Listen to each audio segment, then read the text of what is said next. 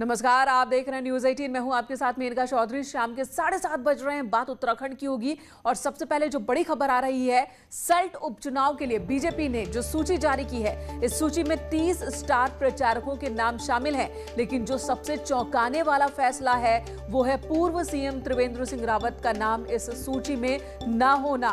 Election commission और media को जो लिस्ट जारी की गई है, उस लिस्ट में त्रिवेंद्र सिंह रावत का नाम नहीं है। स्टार कैंपेनर्स में कुल 30 नाम शामिल हैं, जिसमें सीएम तीरथ सिंह रावत, सांसद अनिल बलूनी का नाम शामिल है। रमेश पोखरियाल निशंक का नाम भी इस लिस्ट में शामिल है।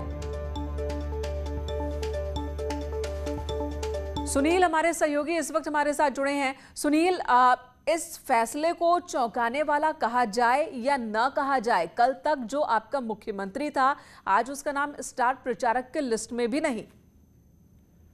देखिए, मैंने कहा जिस तरह से बीजेपी के राजनीतिक हालात चल रहे हैं उसको देखते हुए तो हम जाहिर तौर पर ये बात कह सकते हैं कि ये बड़ा चौंकाने वाली ये लिस्ट थी। क्योंकि जब बीजेपी के मीडिया प्रभारी के द्वारा ये लिस्ट जारी की गई तो इसमें पूर्व सीएम त्रिवेंद्र रावत का नाम शामिल नहीं था। इसको लेकर हलचल हुई और उसके कुछ ही मिनट बाद बीजेपी ने अपना जो ऑफिशियल ग्रुप है, व्हाट्सएप ग्रुप है, उससे तत्काल इस लिस्ट को रिमूव कर दिया गया।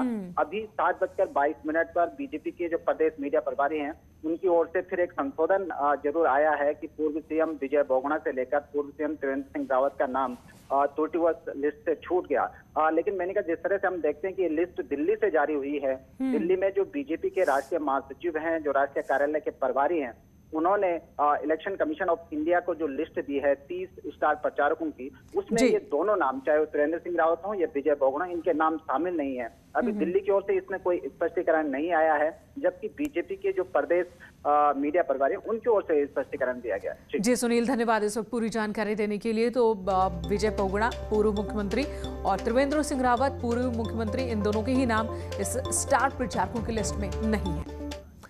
इधर हड़ताल को लेकर तीरथ सरकार सख्त हो गई है। शिक्षा विभाग में एस्मा लगाने के बाद अब दूसरे विभागों पर भी नकेल कसी जाएगी। मुख्य सचिव ने सभी विभागाध्यक्ष को पत्र जारी किया। हड़ताल के लिए अवकाश लेने पर भी कार्रवाई की जाएगी। कर्मचारियों को अनुपस्थित अवधि का वेतन नहीं दिया जाएगा। कार्य नहीं तो वेतन नहीं का आदेश लागू होगा।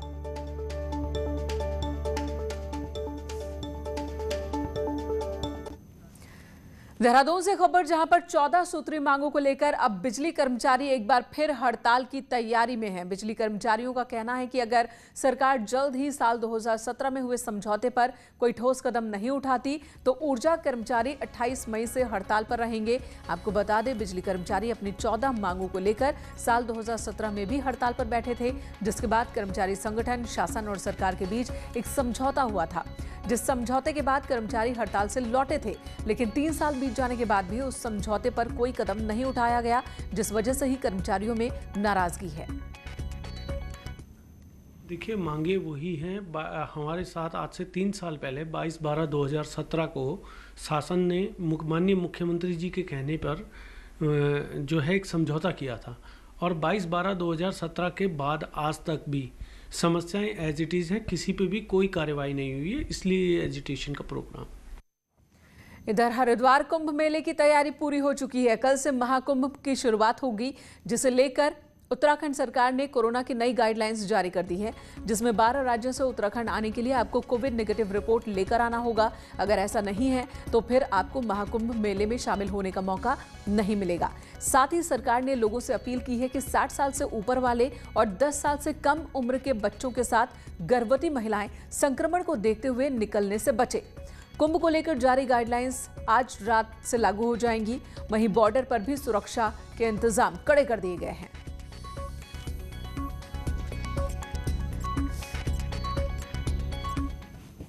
वैसे आपके मन में ये सवाल होगा कि आखिर वो कौन कौन से राज्य हैं जिन राज्यों से आने वाले श्रद्धालुओं के लिए तीरथ सरकार ने कोरोना रिपोर्ट मांगी है। दरअसल सरकार ने उत्तर प्रदेश, दिल्ली, राजस्थान, छत्तीसगढ़, मध्य प्रदेश, हरियाणा, महाराष्ट्र, केरल, पंजाब, कर्नाटक, तमिलनाडु और गुजरात, इन राज्यों से जो भी लोग उत्तराखंड आना चाहते हैं, जो हरिद्वार कुंभ में शामिल होना चाहते हैं उनके पास 72 घंटे पहले की कोविड रिपोर्ट होनी चाहिए और नेगेटिव रिपोर्ट होनी चाहिए। इसके पीछे सरकार का मानना है कि कोरोना के केसेस इन राज्यों में सबसे ज्यादा तेजी से फैल रहे हैं और ऐसे में इन राज्यों से आने वाले लोगों पर नजर रखने और दूसरों को सुरक्षित करने के लिए ये व्यवस्था लागू की गई है। अगली खबर का रुख कर लेते हैं।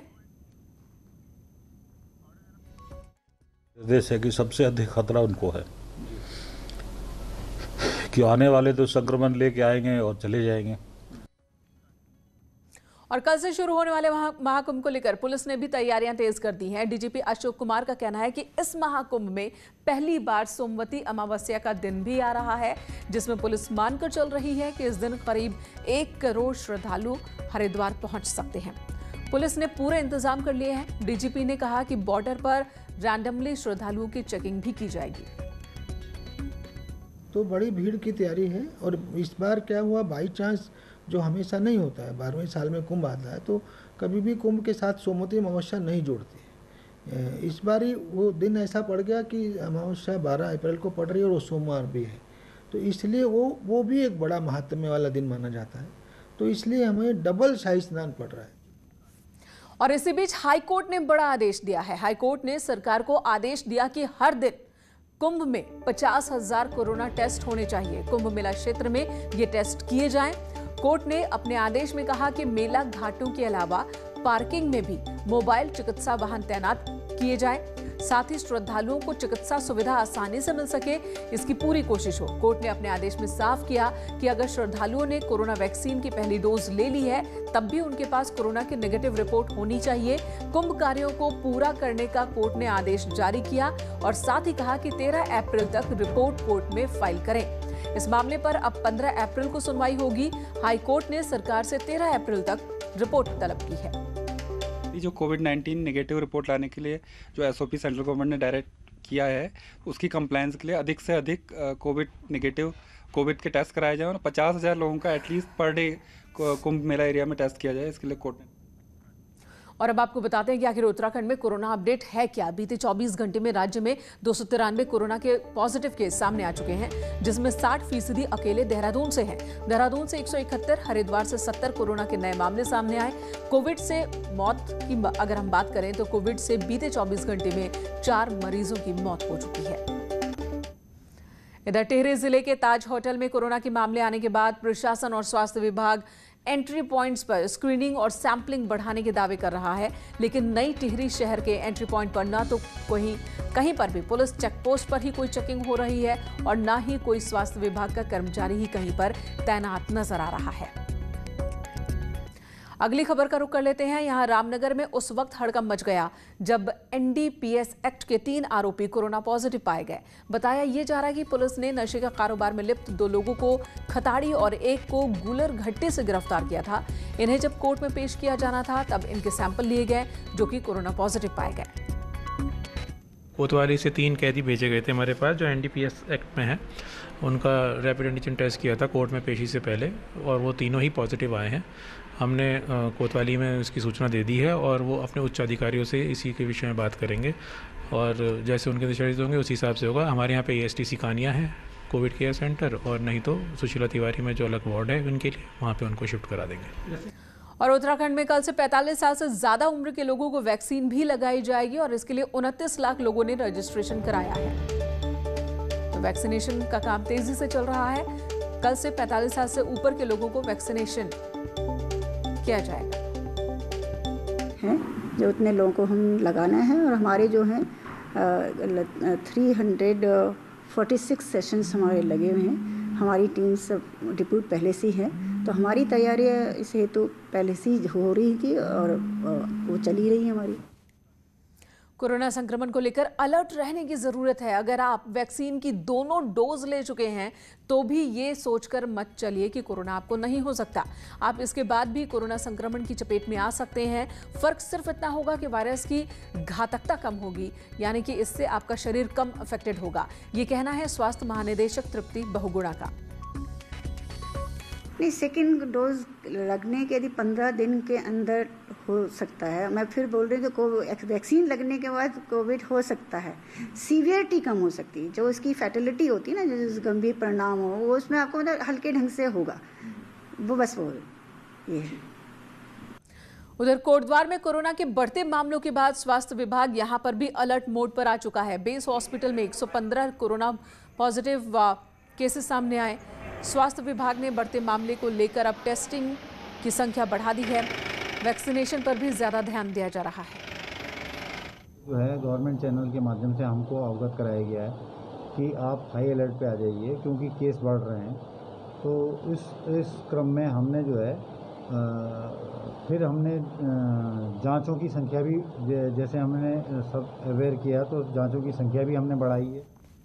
इधर सीएम तीरथ सिंह रावत और केंद्रीय ऊर्जा मंत्री आरके सिंह ने वर्चुअली हरिद्वार के कुंभ क्षेत्र में भूमिगत केबलिंग परियोजना का लोकार्पण किया। सीएम तीरथ सिंह रावत ने केंद्रीय मंत्री आरके सिंह का आभार जताया।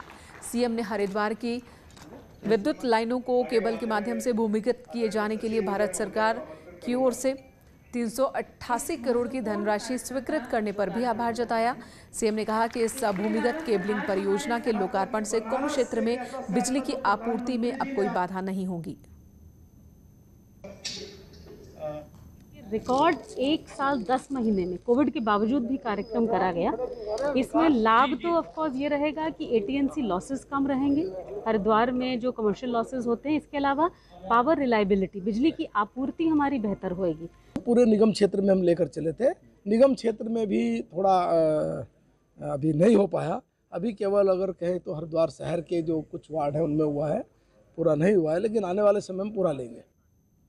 इधर बागेश्वर के गरुड़ रामपुर के पुलिस कांस्टेबल की कुंभ मेले में ड्यूटी के दौरान मौत हो गई, जिसके बाद शव को परिजनों को सौंपा गया। मृतक के परिजनों ने उत्तराखंड पुलिस की कार्यशैली पर सवाल उठाए हैं।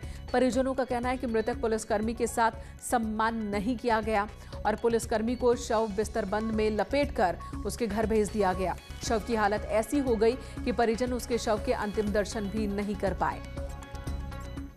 सम्मान किया गया है, उनको गार्ड ऑफ ऑनर भी दिया गया है। सिर्फ वो पहाड़ी रास्ता होने की वजह से वहाँ पे कोई गाड़ी नहीं जा सकती थी, तो पैदल ले जाने की वजह से इस तरह का एक जो अप्रिय जिसे कहेंगे वो घटना सामने आई है। अगर इसमें किसी का वो होगा, गलती होगा, तो हम जरूर उसको ज्ञात कर लेंगे। इधर रुद्रप्रयाग जिला चिकित्सालय में मरीजों से अवैध वसूली की शिकायतों के बाद डीएम रुद्रप्रयाग ने जांच बिठा दी है। डीएम ने इसके लिए सीएमओ की अध्यक्षता में 3 सदस्यीय समिति का भी गठन किया। समिति 1 हफ्ते के भीतर जिलाधिकारी को जांच रिपोर्ट सौंपेगी। आपको बता दें, चिकित्सालय प्रशासन की कई बार शिकायतें लगातार डीएम के सामने आ रही थी, जिसमें मरीज के पास आयुष्मान कार्ड होने के बाद भी उनसे धनराशि मांगी जा रही थी। साथ ही मेडिकल स्टोर से मरीजों को दवाइयां और उपकरण जबरदस्ती खरीदने को कहा जा रहा था। शिकायतें इस प्रकार की प्राप्त हो रही हैं कि जिनके पास हमारा गोल्डन कार्ड है, आयुष्मान कार्ड है, उनसे धनराशि की डिमांड करी जा रही है या बाहर की दवाइयाँ उनको प्रिस्क्राइब करी जा रही हैं या फिर अननेसेसरीली रेफ़र किया जा रहा है। तो ये सीरियस प्रकृति के और स्वास्थ्य जैसे विषय में लापरवाही के इश्यूज़ प्रथम दृष्टया प्रतीत होते हैं, जिसके संबंध में मुख्य विकास अधिकारी, सीएमओ और सीएमएस की एक जॉइंट जांच समिति बना के इस पे जांच के और इस पे उसको पता करने के लिए निर्देश दिए गए। यहाँ रुकेंगे एक ब्रेक के लिए, तुरंत लौटेंगे। आप बने रहे हमारे साथ।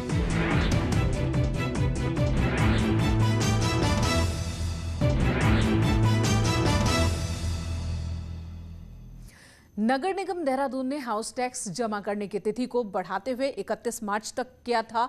साथ ही 20% की छूट भी दी थी। लेकिन अब 31 मार्च के बाद से अगला वित्तीय वर्ष शुरू हो रहा है और ऐसे में 20% की छूट खत्म होगी। साथ ही अब हाउस टैक्स 15% पेनल्टी के साथ जमा करना होगा। अभी भी बहुत से ऐसे संस्थान हैं जिन्होंने टैक्स जमा नहीं कराया। नगर आयुक्त का कहना है कि निगम ने साल 2021-22 के लिए 50 करोड़ का टारगेट रखा था, लेकिन कोरोना की वजह से निगम केवल 32 करोड़ हाउस टैक्स ही वसूल कर पाया। सुनिश्चित है कि आज के बाद कोई छूट है नहीं और ये इस ईयर का जिसका बकाया रह गया है उसको 15% पेनल्टी पर ही अब जमा करना होगा। इधर हरिद्वार से बड़ी खबर, जहां पर शराब पीकर ड्यूटी करना एक डॉक्टर को महंगा पड़ा। मेला स्वास्थ्य अधिकारी ने डॉक्टर को हटाने के निर्देश दिए। आपको बता दें, मंगलवार को डॉक्टर पी के मेहता का एक वीडियो वायरल हुआ था। मेहता पावन धाम के हॉस्पिटल में तैनात थे। यहां रुकेंगे एक ब्रेक के लिए। ब्रेक के बाद महाबहस।